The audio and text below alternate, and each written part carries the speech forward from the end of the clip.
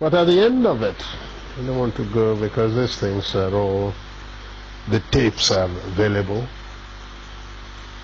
the records are there. In fact, only about 2 weeks ago I saw a set of the records again. The transcripts are available. But we talked about the Nigerian situation,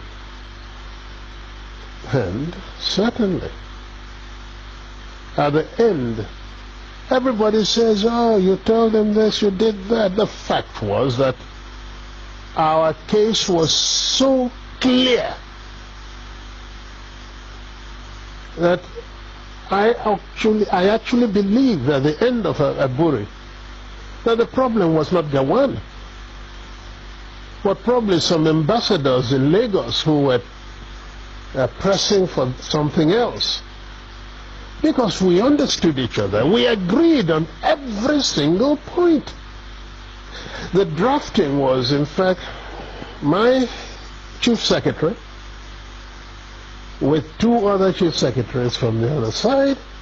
They said, no. And drafted and agreed. We looked at it, we agreed.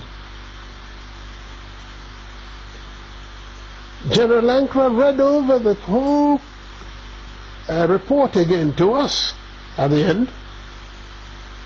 Asked us if we wanted to amend anything. No. At the end of all that, the position was so good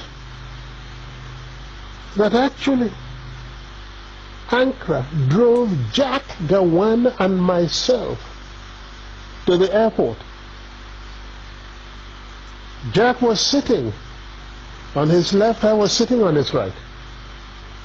He was in the middle.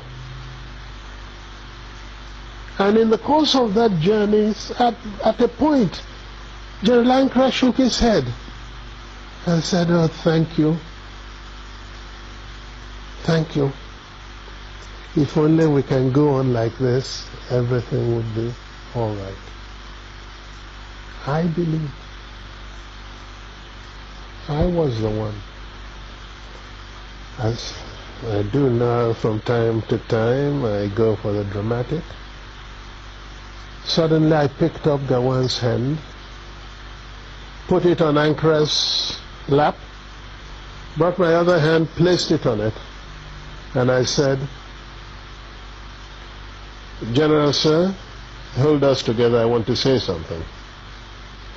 So General Ankara put his hand on top of the 2 hands, and I said, General, I want to assure you that I am totally satisfied with everything we said. I will even go further and say to you something I did not say at the conference, and that is that once we have implemented everything we have said, I would ask you for one favor and one favor only.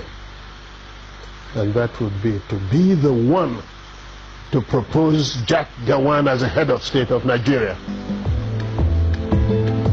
It was a 2-day conference of peers and old mates, but its aftermath produced even further controversy. When we came back and Ojukwu did not go to make the statement he made first, virtually giving the impression that we've agreed for a confederation to move apart, etc., which was really not in exactly that. If I had had the opportunity to make my broadcast in a first, because that was the agreement, not for him to make the broadcast first, then if I had committed myself to what he said, then there wouldn't have been any problem. But he went and said certain things that certainly looked wrong, and therefore we saw in practically everything he did, I think it was for to play up to the gallery, not being sincere. At Aburi, yes, we agreed on area commands for the armed forces. At Aburi, we agreed that the police force would be decentralized. We agreed on those. Yes. We agreed even to show that we didn't separate. At Aburi, we also agreed on a certain revenue formula. That's what happened at Aburi. Aburi again, because I always end up, it sounds odd today, but I always end up by saying I must have been naive, because I believed actually that would be the end.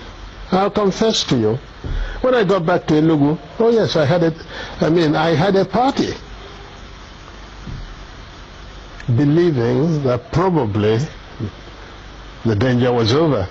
That's what we thought. Until they then began to deny everything. It was the denial of Nigeria that made me publish the tapes of Aburi, because we had insisted that each one should have a set of tapes. Everybody talks about confederation. Go and look at the transcript. There is no time that the word confederation came from my lips. In broad terms, Aburi changed the title of head of state from Supreme Military Commander to Commander-in-Chief.